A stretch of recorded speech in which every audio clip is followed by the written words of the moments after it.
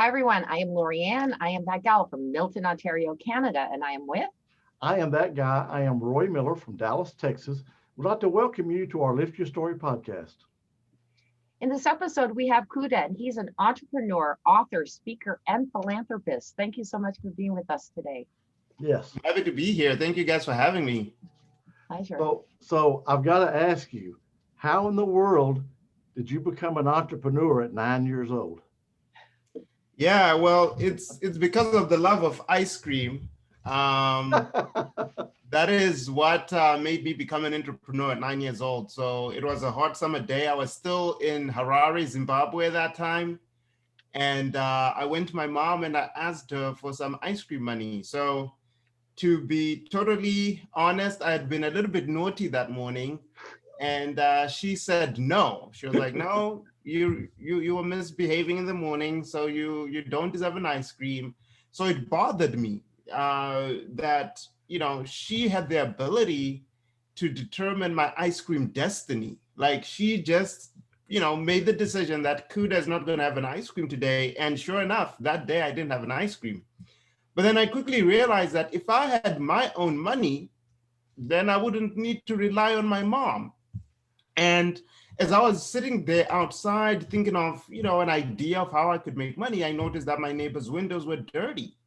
So I just ran into the house, took a bucket, my mother's cleaning supplies, and I went over to my neighbor and I pitched, if I could clean her windows. And I don't know if it was because I was that cute little 9-year-old, if I was a really good salesperson, but something worked and she said yes. And that was the beginning of my business, So I cleaned her house. The next day when the ice cream truck rolled by, I was a big boy now. I didn't have to ask my mom for ice cream money. So I bought my own ice cream and just used that as a building block and just went around the neighborhood, just pitching and cleaning windows. And that's how I started Clean Machine Services. That's what I called my little company. That's an awesome story. It really is. It really is. Yeah, that's fantastic. And that was, for a 9-year-old, that was very enterprising. Yeah, they say that necessity is the mother of invention. I needed ice cream and I invented a business. Fantastic. So tell us a little bit about your book and how that came about. Yeah, so my book is titled The S.P.E.A.R Method, 5 Simple Steps to Success and Fulfillment. And how it came about really was that my sister suddenly passed away. And she passed away at a time where I was in corporate America. I was, building multi-million-dollar businesses, and I was really just chasing success, right? For me, it was all about hitting that target number, getting that promotion, and I was working hard, right? My friends couldn't even see me because I was just so focused on achieving success. And my sister, she died very young. She was in her 40s. And when I was at her memorial, it kind of like hit me, did she get to achieve happiness in her life, right? Was she fulfilled? Or was she caught in this rat race of just chasing success and forgetting to live, which was kind of like the situation that I was in. And at that moment, I decided that I needed to find a way where I can balance success, because yes, we all need to pay bills. We have mortgages to pay, and we need to, be financially successful in order for us to give our families the best lives that, we can. So we need to be successful. But at the same time, we need to live. We need to be happy. We need to be fulfilled.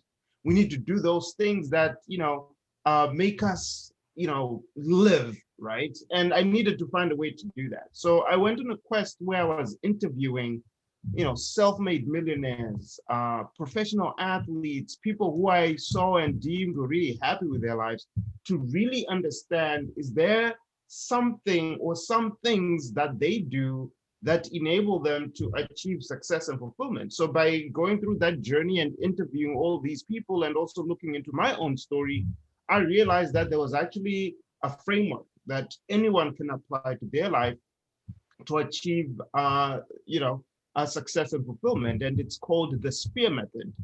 And S.P.E.A.R is an acronym that stands for the first step, which is S, seek your purpose. In order for you to achieve fulfillment and also success, what you want to make sure that you're living your life within your purpose. You can achieve success when you're out of your purpose, but then you'll never be able to achieve fulfillment. So in order for you to have both, you need to make sure that from the very beginning, you know your life's calling, you know your why, and you now go out there to pursue your life's purpose. So that's the first one. The second one is you need to plan, because if you take the time in really discovering your purpose, but never come up with a plan on how you're actually gonna attain it, then what's the point, right? So like every flight needs a flight plan, like every business needs a business plan, every purpose needs a plan. How are you gonna achieve that purpose? So that's the second step. And then the third one, which I feel is super important, is execution, right? Because if you come up with a plan and you put it together, but you never actually work the plan, then, you know, again, what's the point? So you really want to then make sure that every single day you're waking up, you're aligning yourself with your purpose and making sure that the things that you outlined to go do out today are things that are in alignment with your purpose. Yes, there are other things that you're going to need to do that are not in your, you know, in alignment with your purpose. Like everybody, you know, you're a father, you're a son, you're a mother, whatever, right? But for the things that you can dedicate to your own personal, you know, journey, you just want to make sure you execute your plan towards your purpose. And then the fourth stage, which is A, is achieving, right? For any action, there's an equal and opposite reaction. So whatever you act on, there's going to be some sort of achievement you're going to get. And what you want to be able to do is you want to be tracking, you know, your progress along that journey, because as you track your progress, it then guides your planning, which again is a very dynamic, very versus a static process. You want to be going back and evaluating your plan based on the progress that you're making, and you just repeat that process over and over again. And before you know it, you're successful and you're fulfilled, and voila, that's the S.P.E.A.R method. Wow, that's a pretty, I like that. I mean, it covers everything from A to Z, and it's measurable, and you're being held accountable. Yep, yep. You know, So yeah, so if anybody is really looking into breaking the code on how to become successful and fulfilled, I highly recommend that you grab my book, The S.P.E.A.R Method. Yeah, I agree. So tell me about your NonBelievable. Yeah. So rumor has it that there's someone on this Zoom who's also writing a book about chocolate chip cookies. I don't know who that is, but NonBelievable Cookies, it's a cookie company. We're mission based, and you know, for every cookie that we sell, we actually donate a meal to people in need through our impact partners. So we work with organizations like New York City Relief, World Vision, which is a much larger organization, as well as Feeding America, probably the largest organization tackling hunger in the US. So by working with these rather big organizations, they're able to leverage their scale to get meal ingredients at an affordable cost, which enables us to then have the one cookie, one meal model because of the donations that we make to them. And you know, when I was growing up in Zimbabwe, I experienced hunger. There was a severe drought that hit us when I was a kid. And having experienced that, I don't want anyone to go through what I went through. So I made it my mission to figure out, you know, as an entrepreneur, right? It's in my DNA since I was 9 to figure out how I can fight hunger. And because I'm an entrepreneur, my answer was, hey, why don't we create a for-profit, socially conscious brand that can fight hunger? And that's what we have done with NonBelievable. And last year, we fed over 300,000 people through our model. In Dallas, we work with North Texas Food Bank. That's one of our you know, partners in Texas, and we work with multiple partners across the country. So we like to say we're fighting hunger in a delicious way, one cookie at a time. Yeah, I'll probably live 5 miles from a Dallas Food Bank. Oh, wow. Yeah. That's pretty Yeah. cool. Yeah. So how do you market your cookies? Well, we do it in a way that we know. When I was in corporate America, I was leading a significantly large e-commerce division. I think it was about close to $80 million in sales that we're generating via e-com. So e-commerce, somehow ended up becoming one of my superpowers. So when we launched Non-Believable, we launched via e-commerce first. So think of your Facebook advertising, your Instagram ads, Google, and so forth and so forth. And also we sell through Amazon.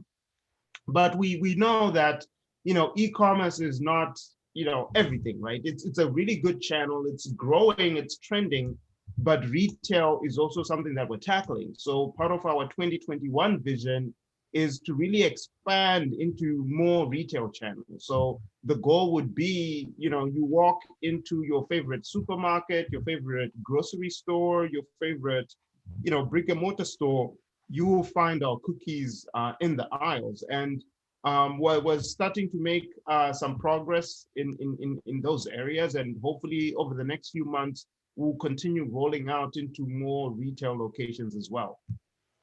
Yeah, you were talking about you as a child, you suffered from, hunger, but here in the United States, although we do have a lot of people that do suffer from that, it's hard for most Americans to really comprehend what that means, you know? Mhm. So, I mean, I think it's awesome what you're doing, giving Thank you. back like that. And, just from your personal experience, you know, how that affected you, and you're trying to help other people so they don't suffer from that. Mhm. Yeah, and I think the world, we're facing so many issues, right? If you go, let's say, to the UN and look at their sustainable development goals, there's so much going on. But you know, naturally, as human beings, if it's not happening in your backyard, sometimes you don't really think Mhm. about it, right? Yeah. Because it's not in your backyard; it's someone else's problem. But I think we should be conscious enough to to have an acuity to learn and be aware of some of the issues we face. So if I heard correctly, Lorianne, you're in Canada, right? Mhm. Yes. All right. So Canada has maybe what, 35, 36 million people. In America, the people who struggle with hunger, people who are food insecure, people that we serve, it's over 42 million people. So there are more people in America struggling with hunger than there are people in Canada.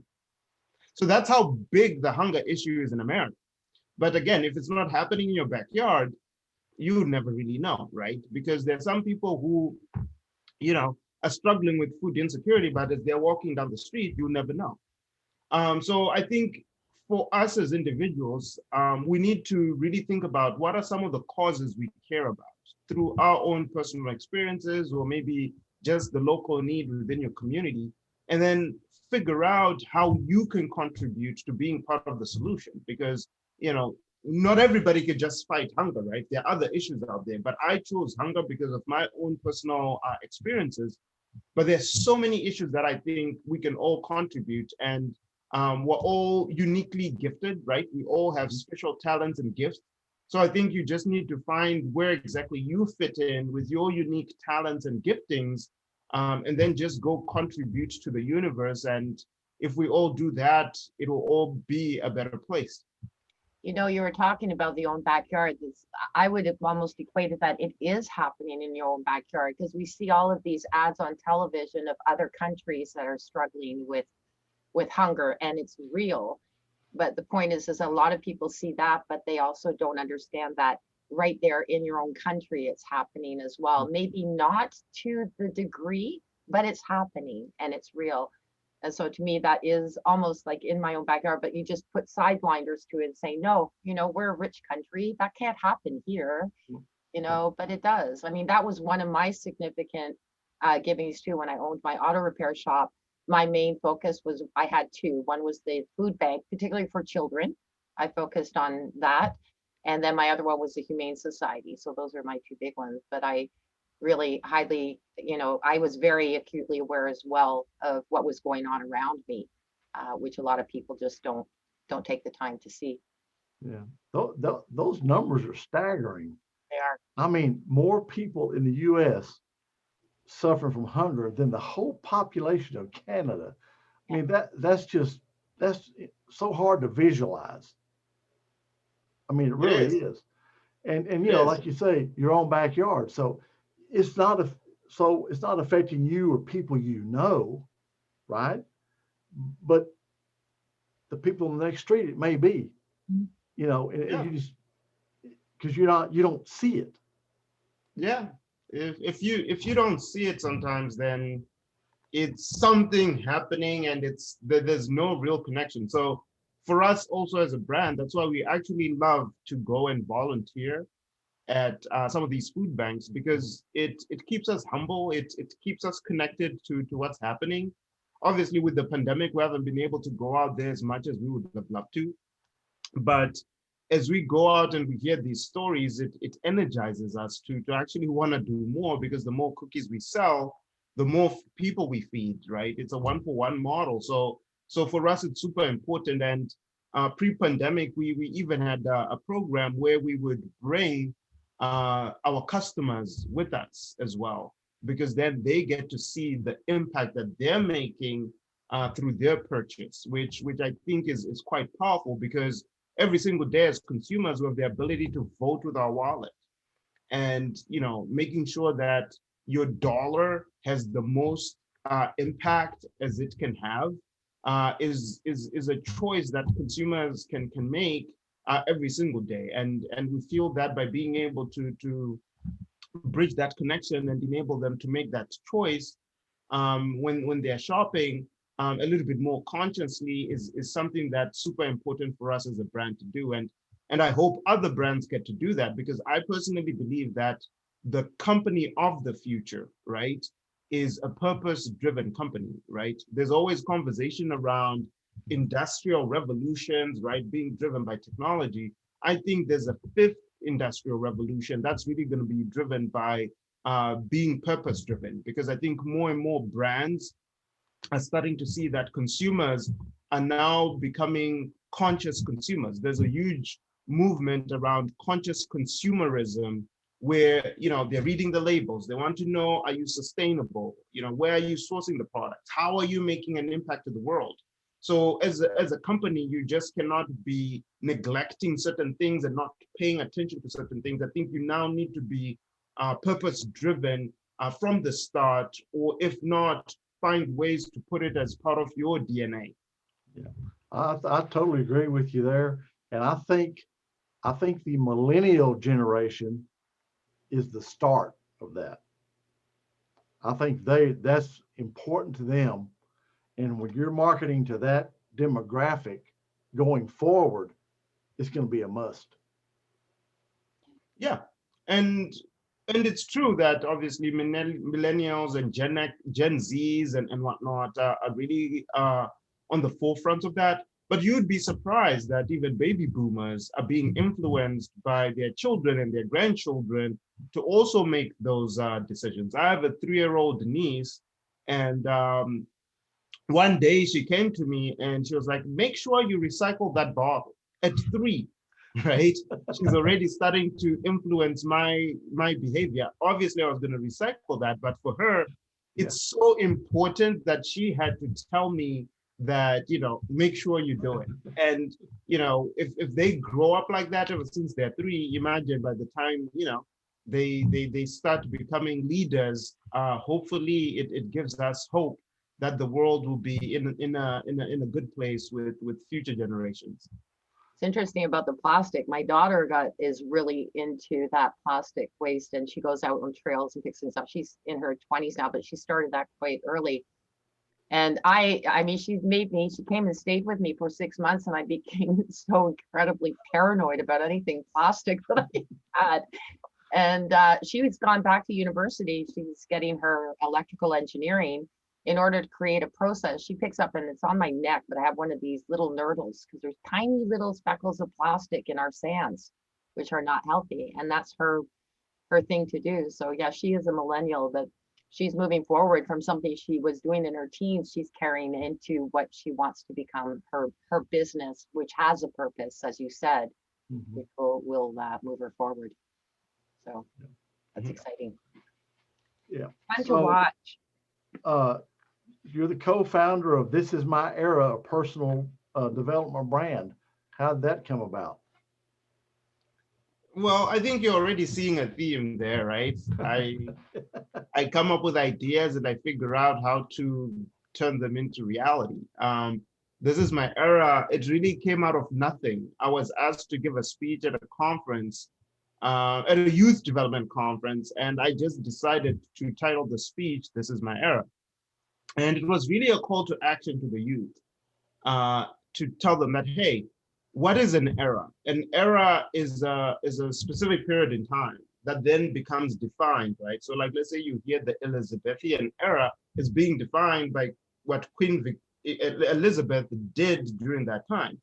So my argument to this group was that, hey, why can't this be, Lori Ann's era or Miller's era or Kuda's era? Like, can you do things in your lifetime that, your children or future generations or whatever can then say like, oh, wow, look at what this person was doing this during their era.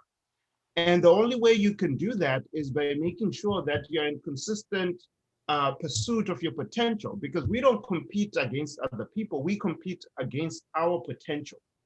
And if you're able to then make sure that whatever you do every single day is in persistent pursuit of your potential, you'll be able to then make it your era. So that was really the speech. And then what happened after that was something that even I, with my crazy imagination, wouldn't have ever imagined. I started getting phone calls from different schools and organizations and institutions to come and do the speech at their events. I went to Harvard, I went to the United Nations headquarters in New York, I did a tour in Canada, I did a tour in the UK, and at every single event, like clockwork, students, members of staff, or attendees of the event will come to me and they'll say like, hey, Kuda, I want to make it my era, but I don't know how. And it just kept on happening. So they would ask this question. Sometimes it could be exactly those exact words, or sometimes it's paraphrased differently, but that's really the essence of the question. And then I realized that, hey, the only way to really scale a response to this question is by creating a personal development brand, starting with a 90-day planner, because the way you can make it your era is by making sure you have clarity in your goals, and then you're taking action to achieve those goals. And if I can give you a tool that allows you to achieve these two, then you're going to make it your era. So that was really how This Is My Era started. And we started by creating a 90-day planner. We started selling it in the US. It became successful. We sold it in Europe. We started selling it in Australia and all over the world. And we've sold tens of thousands of these planners. And now we've gone to the next stage, where we're now building an academy, where we're now bringing in subject matter experts to really provide courses and insights to our community to really help people achieve, that elusive goal that they want to achieve, but they don't know how. So that's how This Is My Era came about. Love it. Wow. Yeah, that's awesome. Golly, man, you're a pretty phenomenal guy.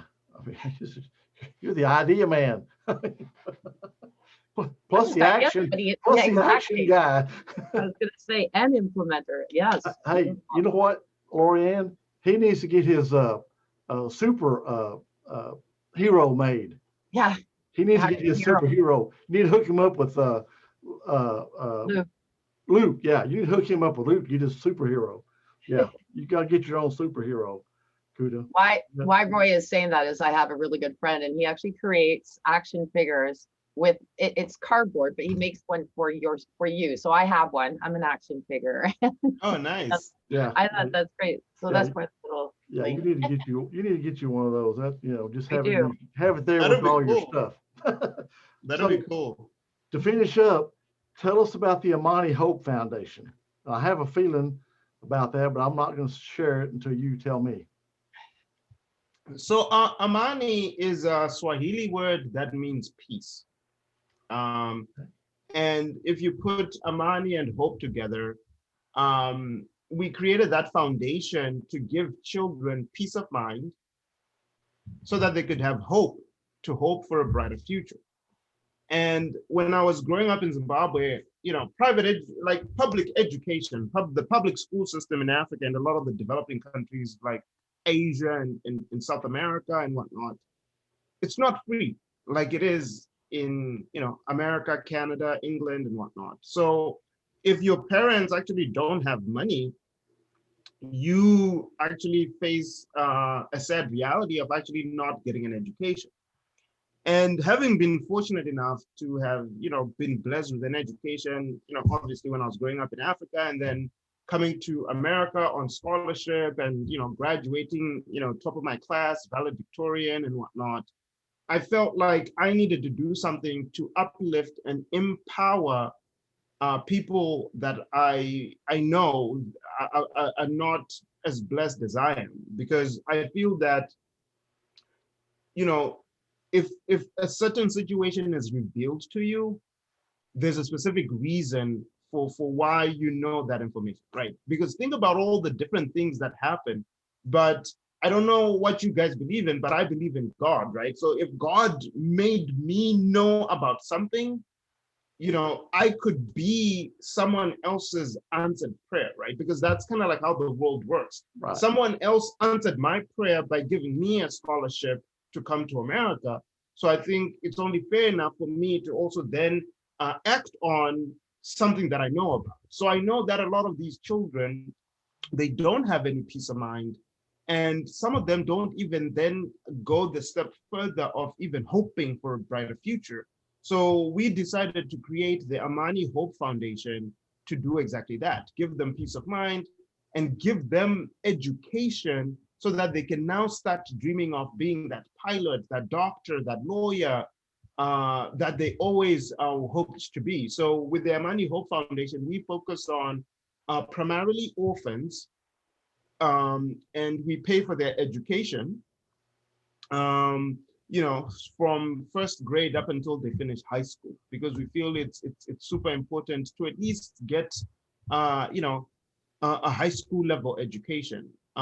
You know, once you kind of like finish high school, you kind of there are more opportunities that open up, right? You can get a job, you can go to university, get a scholarship or whatever. But it's fundamental for you to be able to read and write and to be a contributing member of society. So that's what we do with the Amani Hope Foundation. And you know, some of my businesses donate directly to the Amani Hope Foundation. And also other donors do that as well. So that's why we set it up as a nonprofit, so that, you know, people who feel that this is something that they would like to be a part of, we have a vehicle to help them. And each year we educate, you know, hundreds of children in Africa through this platform. And you know, we are excited about the work that we're doing, and we want to continue doing this. And my personal goal is I want to educate at least 1 million children across the world as part of my legacy. Yeah, the idea of orphans, especially. I mean, otherwise there was nothing for them, basically, right? Yeah, they're the ones who are forgotten in our society. They're the ones who don't, you know, they're kind of like at the end of the road, right? You don't have any parents. You know, yes, you could be at an orphanage or you could be living with relatives, but it's not the same. Yeah. So we try to kind of like come in and step in and say like, hey, we understand your situation is challenging, but it doesn't mean that your future has to be bleak, right? We will take some of the burden away from you, and you just focus on taking action and learning and growing yourself, and we'll cover the rest. So that's what we try to do with that nonprofit organization. So how can our listeners reach out to you? Yeah, they can go to my personal website, S.P.E.A.R Okay. So they can learn about me, they can learn about my book, the S.P.E.A.R Method, and they can connect with me there. They can also find me on Instagram. So it's Kuda Biza on Instagram. So Kudabiza. And on Instagram, they can see what I'm doing. They can connect with me as well. I'm quite active on the platform. So I think those are the two easiest ways to get a hold of me. Now, Excellent. your book's available on Amazon. Sure is. Anywhere else? Everywhere else? Yeah, I have a publishing company that published the book, obviously. So they made sure that it's broadly distributed. So, Barnes and Nobles, a lot of the different channels, mainly online, you can find them. Um, it like bookstore like distribution is quite limited, but the book is out there. So if you normally buy books and you go to the usual suspects, you'll probably find it. Okay, Perfect. perfect. Oh my gosh, man, it was really a pleasure to meet you. You're doing some awesome work. Thank you so much. I appreciate it. Thank Wow. you. Appreciate your time. Thanks for being here. Yeah, All thanks a right. Have lot. a good day, guys. You too. Bye-bye. Bye.